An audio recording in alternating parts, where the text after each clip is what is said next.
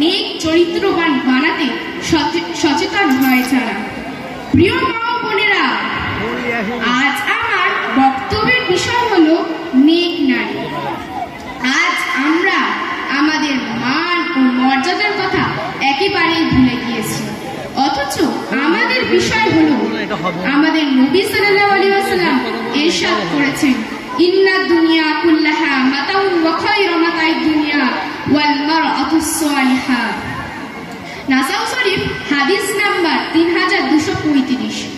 রাসূল সাল্লাল্লাহু আলাইহি ওয়াসাল্লাম বলেন, সমগ্র পৃথিবী এবং পৃথিবীর প্রতিটি বস্তু একটি নিয়ামত, আর এই নিয়ামত সমূহের মধ্যে সর্বোত্তম নিয়ামত হল পুণ্যবতী নেককারিণী নারী, যে নারীকে রাসূল সাল্লাল্লাহু আলাইহি ওয়াসাল্লাম পৃথিবীর শ্রেষ্ঠ সম্পদ বলে ঘোষণা দিলেন।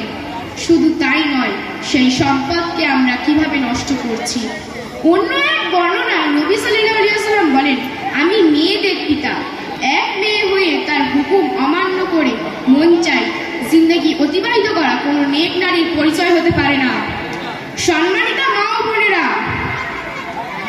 নেক নারী হতে হলে আল্লাহর হুকুম ও নবীর তরিকার উপর চলাফেরা করতে হবে, নবীর সুন্নতকে নিজের জীবনে ফিট করতে হবে এবং মা আয়েশা রাদিয়াল্লাহু আনহার জীবনী, খাদিজা রাদিয়াল্লাহু আনহার জীবনী অধ্যয়ন করতে হবে এবং ফাতেমা রাদিয়াল্লাহু আনহার জীবনী পড়তে হবে। এছাড়া অনেক নেক নারী আছে যাদের জীবনী পড়লে চোখে পানি চলে আসবে। নারীদের মধ্যে একজন, যার নাম রাবেয়া বাস্তি। এখানে অনেক নারী বসে আছে। এক নারী হিসেবে বিশেষ খ্যাতি ও মর্যাদা পেতে হলে তাকে প্রথমত উচ্চ বংশের হতে হবে, সৌন্দর্য হতে হবে, সম্পদশালী হতে হবে এবং সন্তান ধারণের যোগ্যতা সম্পূর্ণ পেতে হবে। কিন্তু রাবেয়া বাস্তির এই চার গুণের মধ্যে একটিও ছিল না। তিনি না ছিল উচ্চ বংশের, না ছিল সম্পদ, না ছিল সৌন্দর্য, ছিল না তার মা হওয়ার যোগ্যতা। তবুও তিনি বিশেষ খ্যাতি ও ইতিহাসের পাতায় স্থান পেয়েছিলেন। তিনি রাত্রের অধিক সময় নামাজ পাঠিতে কাটিয়ে দিতেন। আর আজ আমাদের অবস্থা এরকম যে কারো রাত কাটে টিভি সিনেমা দেখে, আবার কারো রাত কাটে হোয়াটসঅ্যাপ ফেসবুকের মধ্যে।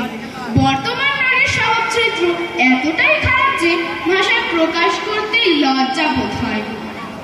মা বোনেরা, তার এত মর্যাদা কি কারণে? নবীর বেটি হওয়ার কারণে? না না, তার এত মর্যাদা এই কারণে তিনি ছিলেন ইমানদার, খোদাভীরু, সৎ চরিত্র ও পবিত্র নেক নারী।